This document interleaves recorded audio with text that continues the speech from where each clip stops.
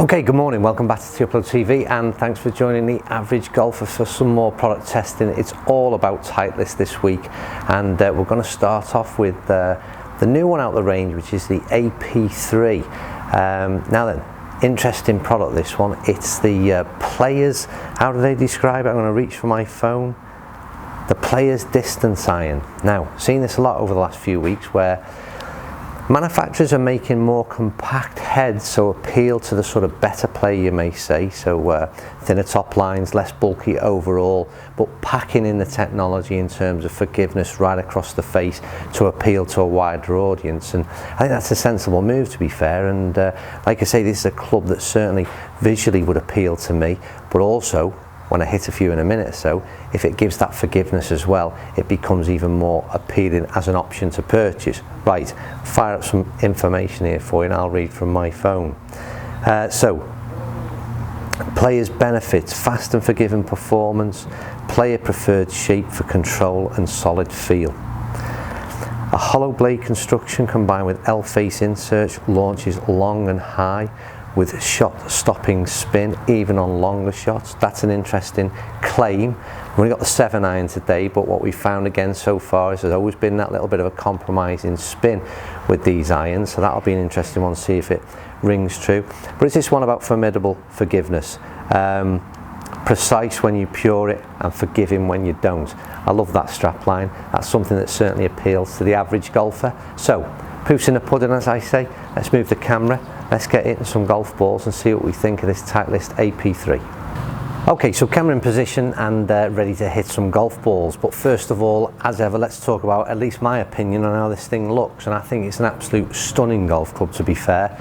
I've seen plenty of pictures over this in the last few weeks, and I've been really looking forward to getting me mitts on it and having a go myself, and I've got to say, like I said, in first hand visually, first of all, this club looks superb. If we talk about the size of the club and the bulk of it, I would say they've got their description exactly right. It's a compact club head. We're going to find out if it's got plenty of forgiveness in there, but if it has, then they've got this spot on in terms of the way it looks, because like I said, certainly appeals to my eye.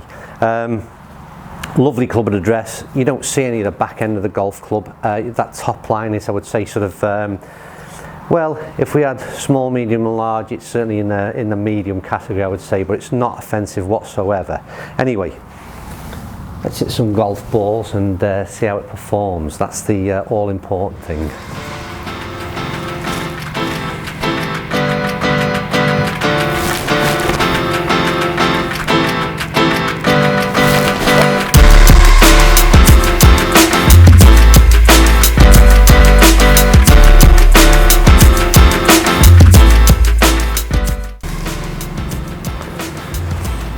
First thing to note with that ball is the launch angle. It's absolutely fired up there and fired off the club face. Felt superb.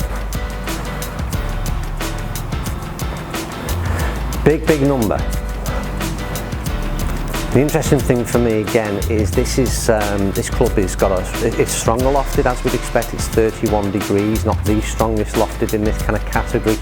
It's stronger lofted, but it's getting out there. And spin, again, remember, it's me that's hitting it, not bad either. Just a few more.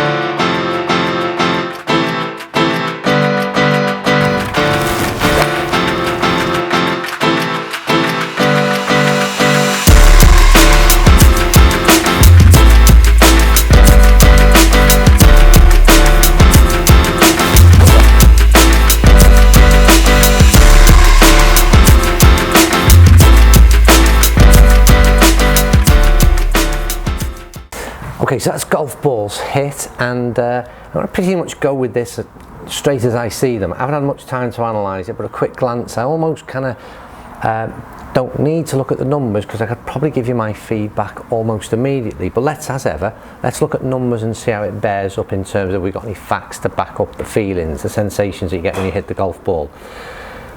First things first, if you notice on the club head speed, I've put 3 balls in, 1, 4 and 5 were 85 mile an hour, 84, 82, and nicely struck golf balls. Well, there's 2 in there, and the third in particular wasn't a particularly good strike. Swing speed very low. The interesting thing for me is how much the ball still got out there, and I think that's always the important thing, and it's key to me in terms of forgiveness in an iron, and whether or not that's proven within this. I got a couple of balls a bit matty, and they've still managed to produce some really good numbers. So ball speed average 113. We see here that kind of 164 to 175 is the spread, but realistically I'd rather monitor, if you look at 3 good strikes, which is 1, 4 and 5, then you see 170 to 175 being the spread between the dispersion on the carry distance, which is very, very good indeed. There's no doubt about it in terms of pure looking at distance for an iron, 7 iron, 31 degrees, this ball is getting out there. But numbers to one side for a second, because I'll give you my opinion based on what it felt, not what it necessarily, and what I thought was happening. This club is as good, the description that I gave, or the Titleist description, is as accurate as I could put it. It's a better player's iron with plenty of forgiveness across the club face, and I've seen that in the 5 shots that I've just hit. Like I said, 2 of them balls were not struck great at all. As you know, I put out kind of warts and all, whatever we hit, that's what we get. 2 shots there, like I said, I caught the mat with, it still got the ball out there. It impacted a little bit on spin on both of those shots, but yeah, that's what you'd expect. It was a poor strike. We're just talking about spin as well. One thing that, again, in the recent testing over the past 12 months, the stronger lofted clubs, the balls that are firing out there, we've always had this compromise with spin, but perhaps Titleist have even got a spin number that's good here, because like I say, if I can produce sort of between 4.5 and 5,000 spin with a 7 iron, like I said, it's not great, but it's what numbers I produce, then this is pretty good, to be honest with you. So my overall assessment again on the feel and the looks was superb. I love the feel out of it. It felt as though every ball came out the middle of the club, to be quite honest with you. It was really, really nice. Aesthetically it's good, and yeah, again, just the bar seems to be being raised all the time at the moment. I mean, in golf technology, some people dispute that. I really believe that in the last 6 months the technology packed into clubs has been phenomenal, and yet again this is a set of irons. It's incredibly impressive, I've got to say, and I am megally impressed. That's all I can say about them. Superb golf club, 100% thumbs up from the average golfer.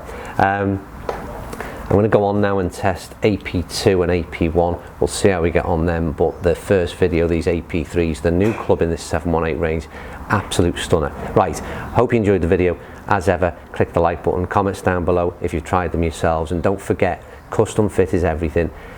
Make sure, if you're going to consider these irons, get someone like 4Golf Chester, get these clubs tried out, get them fit specifically for you. But yeah, this is a real winner, no doubt. Anyway, that's enough of my waffle. I'll see you soon.